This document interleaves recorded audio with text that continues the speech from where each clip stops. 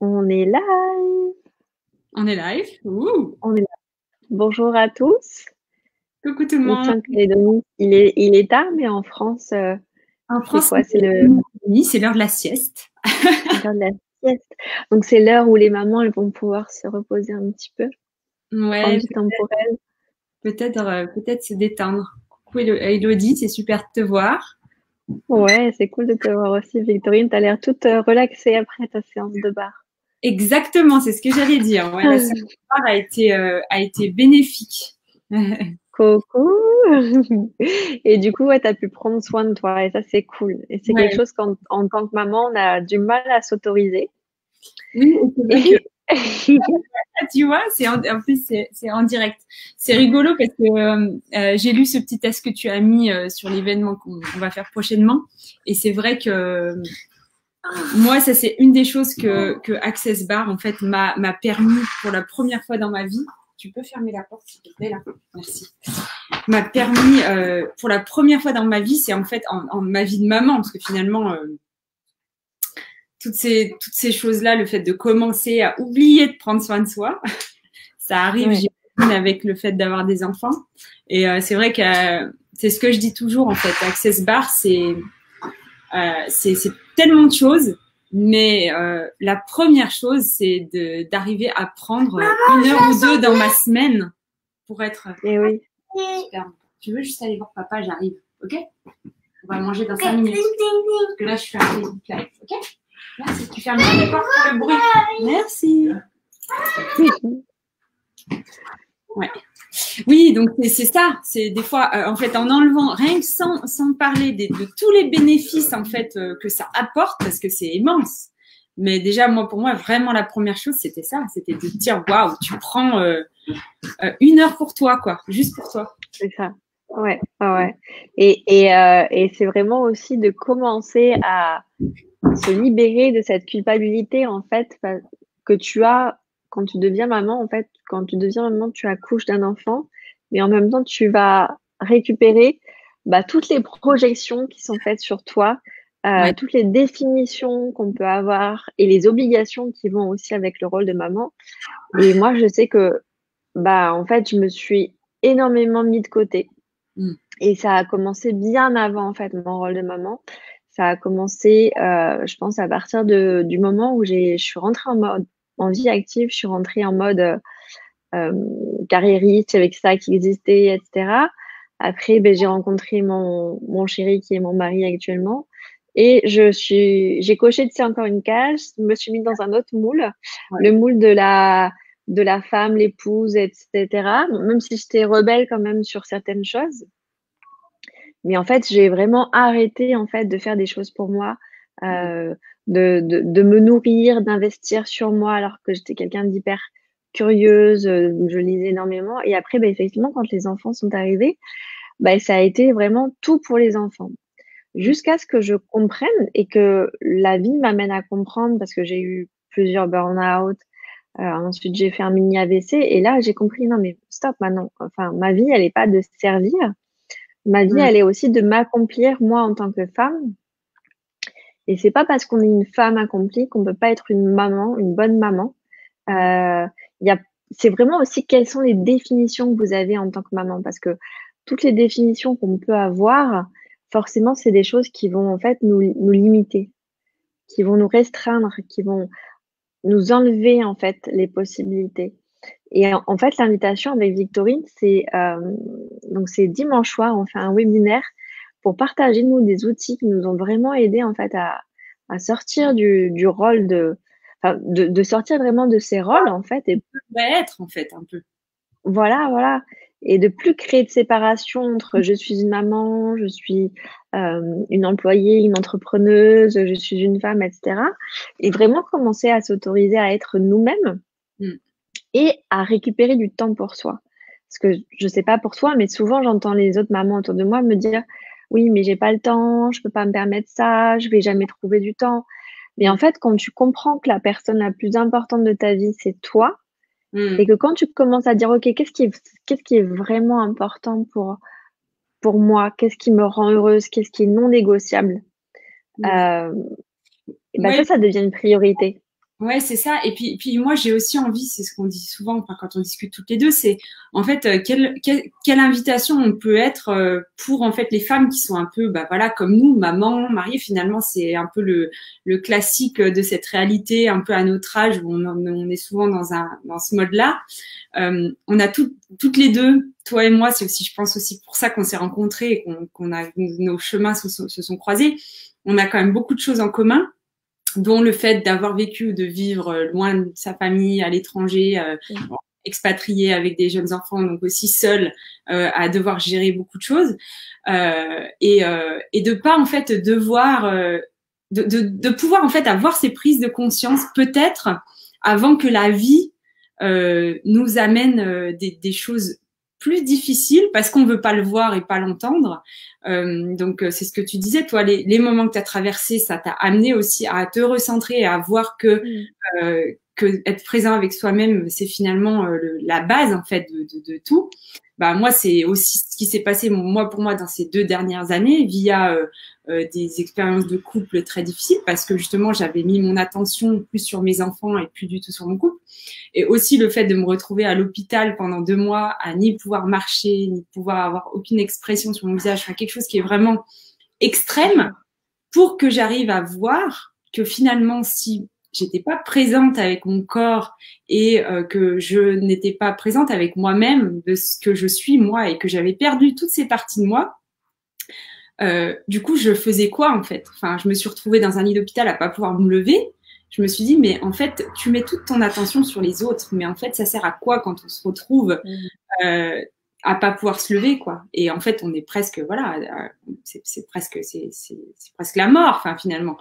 Donc, du coup, de pas avoir à vivre ça, de se dire, voilà, est-ce que je peux prendre conscience de ces choses-là avant de devoir vivre des choses qui sont profondes et plutôt très inconfortables, quoi. Oui, oui, puis c'est ce qu'on a dit plusieurs fois dans les précédents lives ou avec les invités qu'on a eus, c'est vraiment de pas attendre ces moments douloureux ou ces expériences difficiles pour s'autoriser en fait à être qui on est, s'autoriser en fait à se réaliser, à accomplir ses rêves. Et c'est vrai que souvent on va être en mode survie en fait, et on va pas oser en fait s'autoriser à faire certaines choses. Et moi, ce que je remarque vraiment, en fait, ce qui m'a vraiment permis de me libérer aussi, c'est de me dire, OK, si je me réalise pas, un jour, en fait, mes enfants, ils vont se dire, mais en fait, ma mère, elle a pas été heureuse, elle a pas vécu sa vie. Et moi, c'est pas ce que je veux. Et je me suis rendu compte que vraiment, prendre ma place et commencer, en fait, à vraiment créer ce que j'ai envie de créer, en me détachant, si tu veux, aussi du rôle de maman et de ce que ça implique, etc., je montrais aussi le chemin à mes enfants de la bienveillance, c'est-à-dire se faire passer en premier. C'est pas égoïste de se faire passer en premier. Se réaliser, c'est le but de notre vie, en fait. S'accomplir, savoir qui on est, comment on fonctionne, etc. Et donc, quand j'ai commencé ce chemin-là, je me suis dit, waouh, en fait, si tu veux vraiment être un modèle pour tes enfants, faut leur montrer le chemin, ce que c'est de s'autoriser à être soi, et peu importe à quoi ça va ressembler, parce que de toute façon, quand on élève des enfants, on ne sait jamais si on fait bien ou pas. On le saura que quand eux-mêmes seront parents et qu'ils nous diront, ah ouais, je me rappelle quand tu as fait ci ou quand tu as fait ça. Et je pense que vraiment, quand on fait les choses avec amour, on ne peut pas se tromper. Donc, c'est vraiment aussi de vous dire que non, il n'y a pas de répétition en fait. C'est cette vie-là, c'est maintenant. Donc, c'est vraiment qu'est-ce que vous allez vous autoriser à faire le temps que vous allez pouvoir prendre pour vous, que ce soit ne serait-ce déjà qu'une demi-heure, rien que pour vous par jour, et petit à petit, graduellement, prendre un peu plus de temps. Mais qu'est-ce que vous pouvez déjà mettre en place aujourd'hui qui va changer votre futur demain et qui va contribuer à créer une vie encore plus grande pour vous, et du coup qui va aussi montrer le chemin. Ça peut être pour votre conjoint, ça peut être pour vos enfants aussi et les autres mamans autour de vous. Oui, et puis c'est en fait aussi, tu vois, quand tu dis prendre soin de soi, j'ai adoré quand tu as dit devenir la VIP, en fait, ta propre VIP, c'est génial. Ouais.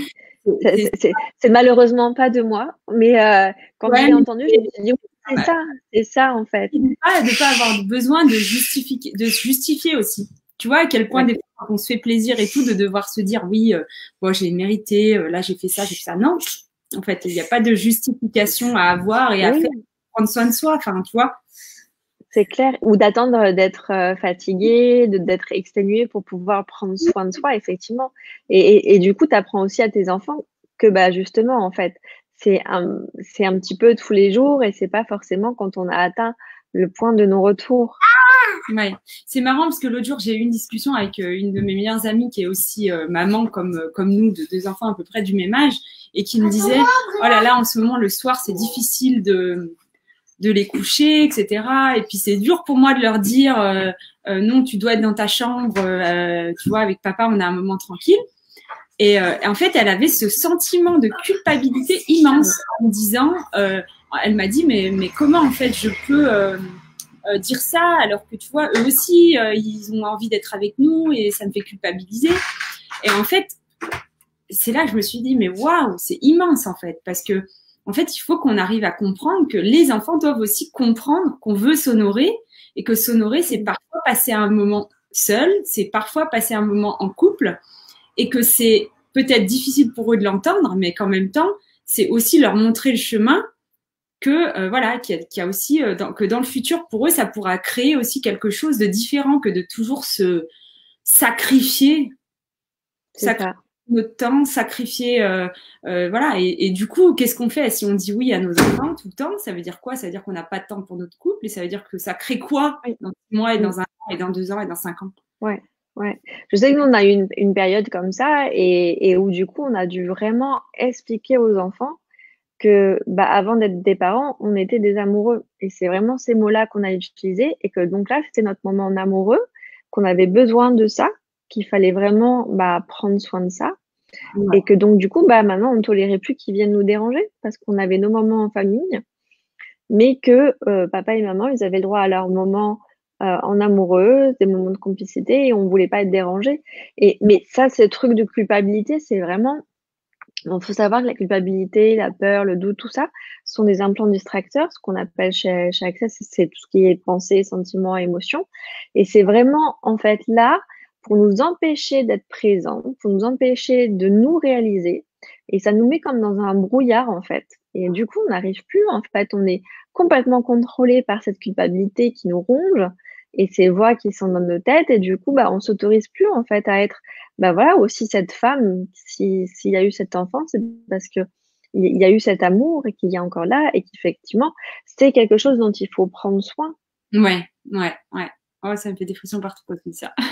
C'est d'arriver à cultiver, mais c'est vrai qu'on a, je pense qu'il y a beaucoup en fait de croyances, de choses solides et puis des choses qui sont ancrées.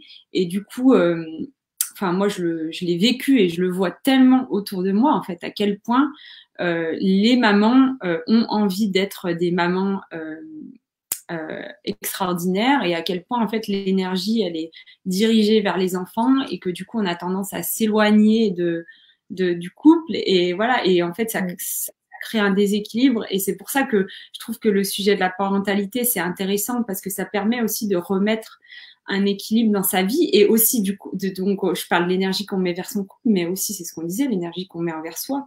Moi c'est exactement comme toi que ça s'est passé, c'est que on commence par en fait voilà perdre un peu de soi quand on rentre en couple parce que voilà on veut faire bien et puis après on devient parent, on veut faire bien donc et du coup on laisse toutes ces parties de nous qui sont C'est ça, en fait, on essaye toujours de s'ajuster à cette réalité-là, en fait, la réalité du couple. Alors, ah oui, donc en couple, il faut que je m'ajuste, donc je vais commencer en fait à il aime pas ça chez moi, donc je vais l'enlever, il peut ça, je le fais, tu vois, et on devient une Barbie qu'on n'est pas. ouais. Et après, avec les enfants, c'est pareil, en fait, on va commencer à faire comme faisait notre maman, comme font les autres autour de nous. Et en fait, on est constamment en train de s'ajuster et en fait, on s'efface quelque part. Et ça me faisait penser à quelque chose que j'ai oublié, mais ça va me revenir. Et c'est vraiment, en fait, c'est ce truc comme tu disais, la parentalité, il y a énormément de jugement. C'est constamment que du jugement et de la comparaison parce qu'on va se comparer en tant que parent, on va comparer les performances de nos enfants, quel âge il a marché le tien, ses premières dents, etc. Et si juste on se foutait la paix, parce qu'en fait, on n'a pas tous les mêmes standards, Ouais. et vraiment qu'on se permettait de créer les relations de couple, les relations avec nos enfants qui fonctionnent pour nous et pas adopter celles qui fonctionnent pour le voisin. Mmh. Parce que ça fonctionne pas. C'est ce qu'on essaye de faire Mmh. et on essaye tout le temps de s'ajuster à ça et ça fonctionne pas pour nous.